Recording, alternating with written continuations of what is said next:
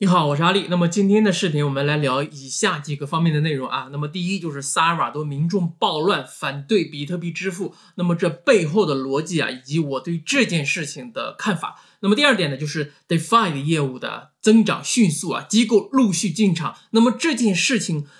如果说继续下去，会对以太坊的发展带来什么样的机遇与挑战呢？那么第三点就是昨晚上的瀑布啊，以及狗狗币短时间的暴拉到底是怎么回事？那么狗狗币到底什么时候才能启动？好，我是阿力。如果你是第一次打开我的视频，我的频道呢是专注于投资和赚钱，欢迎您订阅我的频道，和我一起进步，共同发财。我们先来看一下萨尔瓦多这边的情况啊。那么大家都知道啊，萨尔瓦多是世界上第一个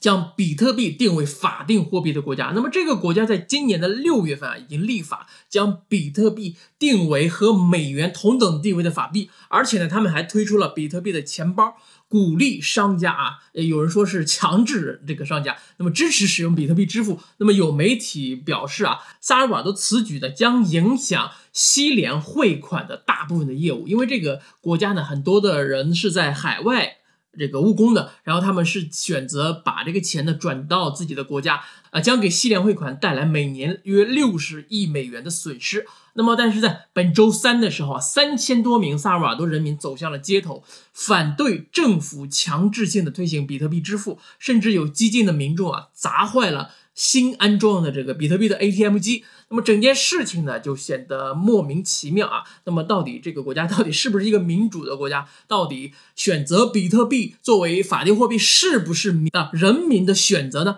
我们来看一下这个比特币啊。那么目前最大的功能是什么？我们上期节目也提到了啊，比特币目前就是负责这个资产储存的这个功能。那么以太坊呢是负责技术，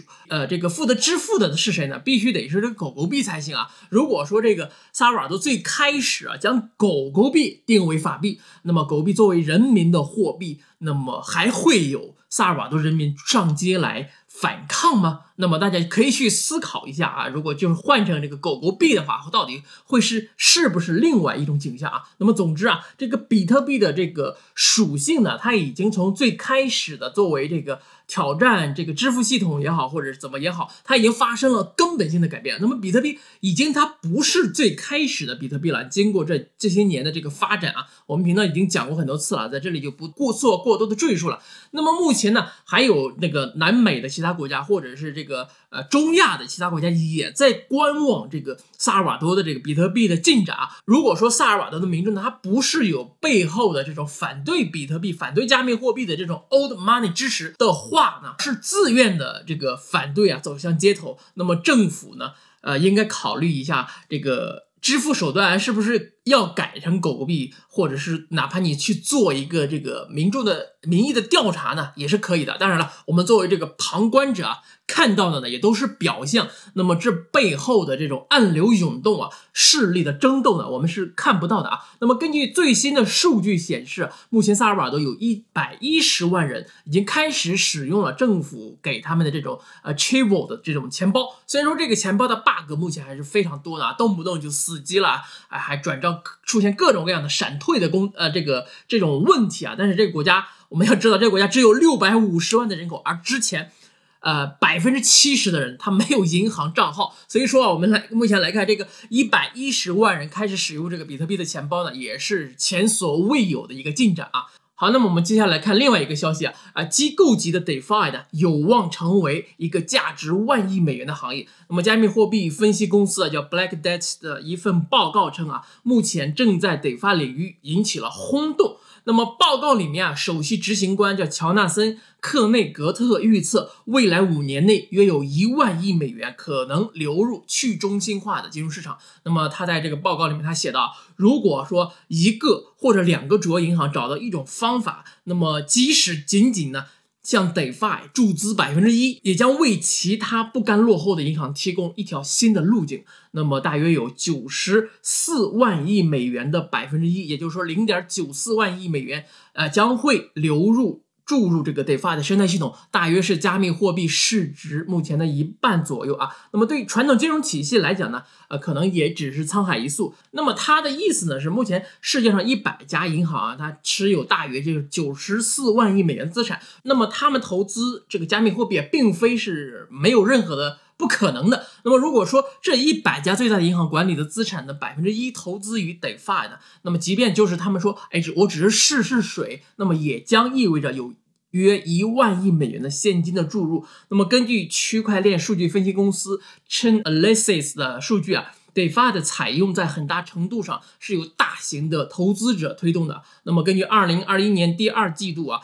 数据显示，超过1000万以上的大型机构交易啊，占了 DeFi 交易的60%以上。而与此同时啊，所有的加密货币的交易比例还不到这个50%。那么银行呢，也在关注 DeFi。最初反对加密货币的美国投资银行摩根大通呢，也是看好加密货币的这个质押的业务。目前该业务每年产生90亿美元的收入。那么到2022年以太坊2.0 发布的时候啊，这个价值呢可能会超过200亿美元啊，那么翻了1倍还要多。那么到2025年的价值可能会超过400亿的美元啊，所以由此可见啊，这个以太坊未来的发展呢，也是面临着巨大的挑战啊，以及机遇啊。那么机遇大家都很清楚那么这个挑战呢，就是以太坊之前这个链上的堵塞太严重了。如果说以太坊 2.0 它有这个 POW 转成 POS 的话，如果说可以完美的解决的这个问题，机遇呢是非常相当可以期待的啊。那么这也是我最近我愿意去买入这个以太坊的原因之一。接下来我们来聊一下，昨晚上比特币经历了一轮的瀑布，本来狗狗币正在往上走的，大家都看到了，但是也被这个比特币的瀑布吓得想自杀了。那么最近的行情呢，大家也都看到是非常有意思啊，比特币大涨狗狗币就稍微的意思一下，那么比特币跌，狗狗币大跌，比特币瀑布，狗狗币就吓得想自杀了，那么就跳楼一样想自杀。那么昨晚上的这个瀑布到底是怎么回事呢？原来是个美元指数呢在暴涨那么美元指数大家看这个图片，从92.46一路涨到了93.26两根大阳线。与此同时呢，原油、黄金白银都在跌，那么比特币也是跟着下跌。那么我发现9月7号的时候，比特币在暴跌瀑布的时候美元指数呢当天也是大涨的但是呢，随着这个后来美元指数进入调整的一个状态，比特币也开始反弹了昨天的时候狗狗币本来涨势呢还是不错的，很多朋友都很开心。那么我在油管的社区发了这么一条帖子，大家看图片。那么我说狗狗币是投石问路到底是什么意思呢？就是庄家呢在选择暴拉之前，通常会用一小部分的资金呢去试盘先拉一波，然后观察这个市场的反应。我想主力庄家呢应该是得到自己的这个答案了。经过昨天的这个试盘之后那么我们从今天的这个走势呢也能得知一二，虽然不是这个所有。那狗狗币呢